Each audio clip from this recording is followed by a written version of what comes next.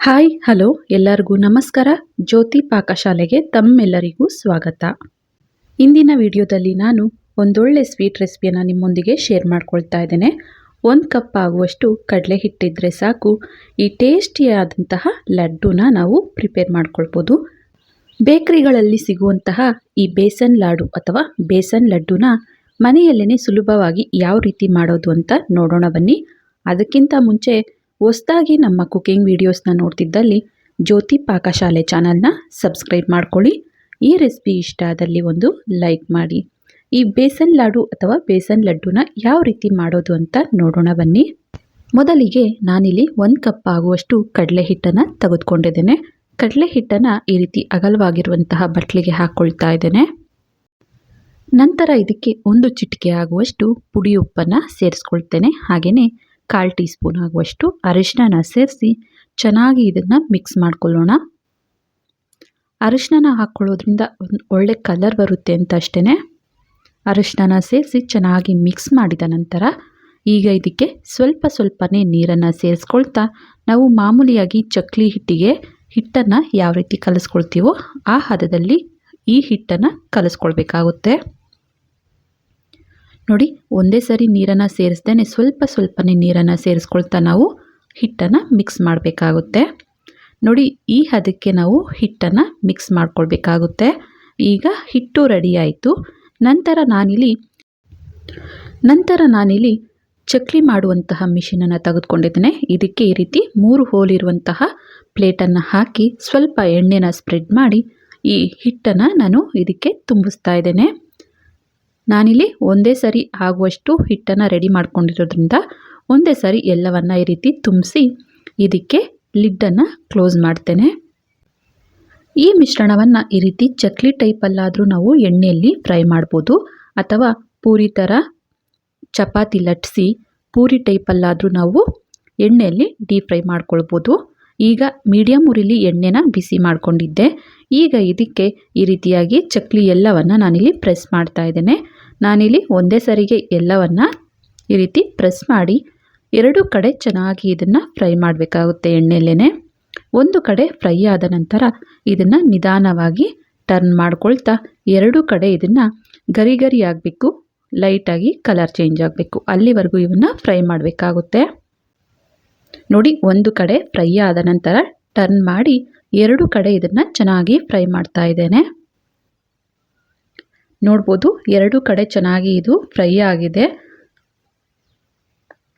ಈಗ ಇದನ್ನು ಒಂದು ಪ್ಲೇಟಿಗೆ ಸಪ್ರೇಟಾಗಿ ತೆಗೆದುಕೊಳ್ತೇನೆ. ಈ ಹದಕ್ಕೆ ನಾವು ಎಣ್ಣೆಯಲ್ಲಿ ಇದನ್ನು ಫ್ರೈ ಮಾಡಬೇಕಾಗುತ್ತೆ. ನಂತರ ನಾನಿಲ್ಲಿ ಇನ್ನೊಂದು ಕಡೆ ಗ್ಯಾಸ್ ಮೇಲೆ ಒಂದು ಬಟ್ಲನ್ನು ಇಟ್ಟು ಇದಕ್ಕೆ 1/4 ಕಪ್ ಆಗುವಷ್ಟು ಬೆಲ್ಲದ ಪುಡಿನ ಹಾಕ್ಕೊಳ್ತಾ ಇದ್ದೇನೆ. ಕುಟ್ಟಿರುವಂತಹ ಬೆಲ್ಲದ ಪುಡಿನ ಸೇರಿಸಿ ನಂತರ ಅದೇ ಕಪ್ಪಲ್ಲಿ 1/4 ಕಪ್ಗಿಂತ ಸ್ವಲ್ಪ ಜಾಸ್ತಿ ಸಕ್ಕರೆನ ಸೇರಿಸ್ತಾ ಇದ್ದೇನೆ. ಈ ರೀತಿ 2 ಸಕ್ಕರೆ ಹಾಗೂ ಬೆಲ್ಲನ ಬಳಸಿ ಈ ಲಡ್ಡು ಅಥವಾ ಲಾಡುನ ಮಾಡೋದ್ರಿಂದ ತುಂಬಾ ಟೇಸ್ಟಿಯಾಗಿರುತ್ತೆ. ಆನಂತರ 1/2 ಕಪ್ ಆಗುವಷ್ಟು ನೀರನ್ನು ಸೇರಿಸಿ ಈ ಬೆಲ್ಲನ ಕರಗಲಿಕ್ಕೆ ಬಿಡ್ತೇನೆ. ಒಂದೆಳೆ ಪಾಕನ ಮಾಡ್ಕೊಳ್ಬೇಕಾಗುತ್ತೆ.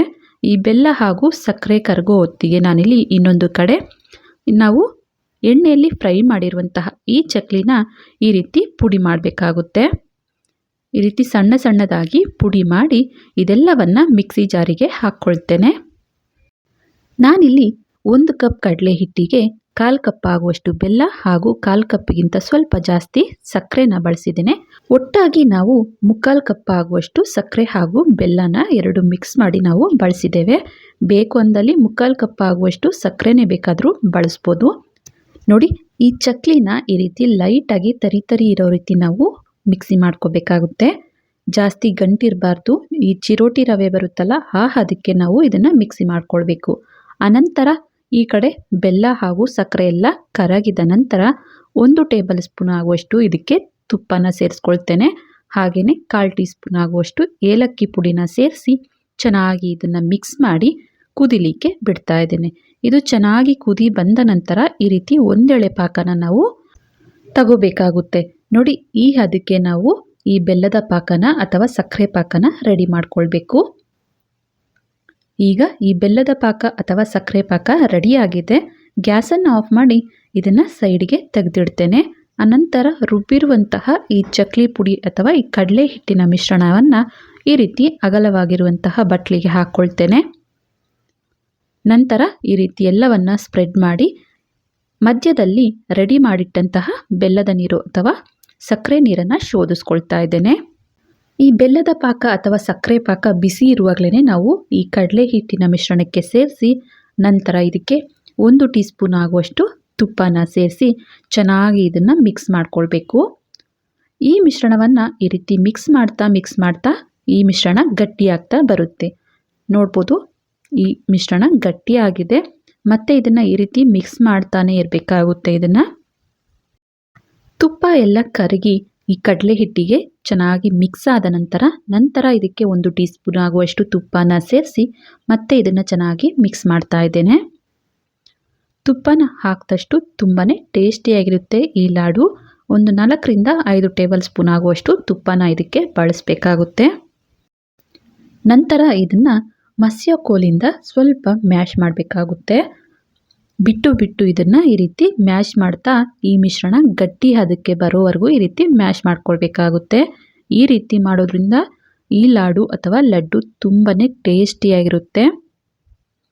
ನೋಡಿ ಈ ರೀತಿ ಚೆನ್ನಾಗಿ ಮ್ಯಾಶ್ ಮಾಡ್ತಾ ಇದನ್ನು ರೆಡಿ ಮಾಡ್ಕೊಳ್ಬೇಕು.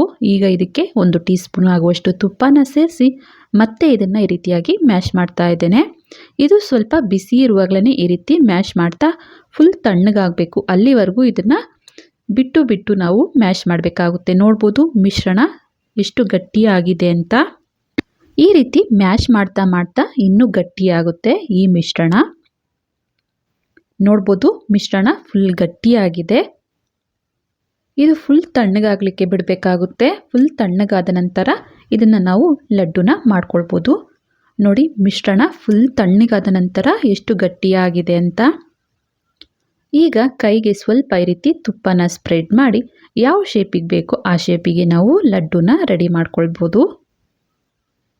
ನೋಡಿ ನಾನಿಲ್ಲಿ ದಪ್ಪ ಗಾತ್ರದ ನಿಂಬೆಹಣ್ಣಿನ ಗಾತ್ರದಷ್ಟು ಉಂಡೆನ ಮಾಡ್ತಾ ಇದ್ದೇನೆ. ನೋಡ್ಬೋದು ಎಷ್ಟು ಸಾಫ್ಟಾಗಿ ಎಷ್ಟು ಶೈನಿಯಾಗಿ ಕಾಣ್ತಿದೆ ಅಂತ. ಇದೇ ರೀತಿಯಾಗಿ ಎಲ್ಲ ಲಡ್ಡುನ ನಾನು ಪ್ರಿಪೇರ್ ಮಾಡ್ತೇನೆ. ನಾವು ಮಸಿಯೋದ್ರಲ್ಲೂ ಡಿಪೆಂಡ್ ಆಗಿರುತ್ತೆ. ಚೆನ್ನಾಗಿ ಮಸ್ತಷ್ಟು ಈ ರೀತಿ ಶೈನಿಯಾಗಿ ತುಂಬಾ ಚೆನ್ನಾಗಿ ಬರುತ್ತೆ ಈ ಲಡ್ಡು. ಇದೇ ರೀತಿಯಾಗಿ ಎಲ್ಲವನ್ನು ಪ್ರಿಪೇರ್ ಮಾಡ್ತೇನೆ. ನೋಡ್ಬೋದು ಲಡ್ಡು ರೆಸಿಪಿ ರೆಡಿಯಾಗಿದ್ದಾವೆ. ಇವನ್ನು ಒಂದು ಪ್ಲೇಟಿಗೆ ಸರ್ವ್ ಮಾಡ್ತೇನೆ. ನೋಡ್ಬೋದು ಬೇಕ್ರಿ ಸ್ಟೈಲಲ್ಲಿ ಬೇಸನ್ ಲಡ್ಡು ಅಥವಾ ಬೇಸನ್ ಲಾಡು ಮನೆಯಲ್ಲೇ ಸುಲಭವಾಗಿ ಹೇಗೆ ಮಾಡ್ಕೊಳ್ಬೋದು ಅಂತ. ತುಂಬಾ ಶೈನಿಯಾಗಿ ತುಂಬಾ ಸಾಫ್ಟಾಗಿ ರುಚಿಕರವಾದಂತಹ ಲಡ್ಡು ರೆಡಿಯಾಗಿದೆ. ಈ ಲಡ್ಡು ರೆಸಿಪಿ ನಿಮಗೆ ಇಷ್ಟ ಆಗಿದೆ ಅಂದ್ಕೊಳ್ತೇನೆ. ಇಷ್ಟ ಆದಲ್ಲಿ ಈ ವಿಡಿಯೋಗೊಂದು ಲೈಕ್ ಮಾಡಿ, ಕಮೆಂಟ್ ಮಾಡಿ, ಶೇರ್ ಮಾಡಿ. ಇನ್ನು ಯಾರೆಲ್ಲ ಸಬ್ಸ್ಕ್ರೈಬ್ ಮಾಡ್ಕೊಳ್ದೆ ವಿಡಿಯೋನ ನೋಡ್ತಿದ್ದಲ್ಲಿ ಪ್ಲೀಸ್ ಸಬ್ಸ್ಕ್ರೈಬ್ ಮಾಡ್ಕೊಳ್ಳಿ. ಧನ್ಯವಾದಗಳು.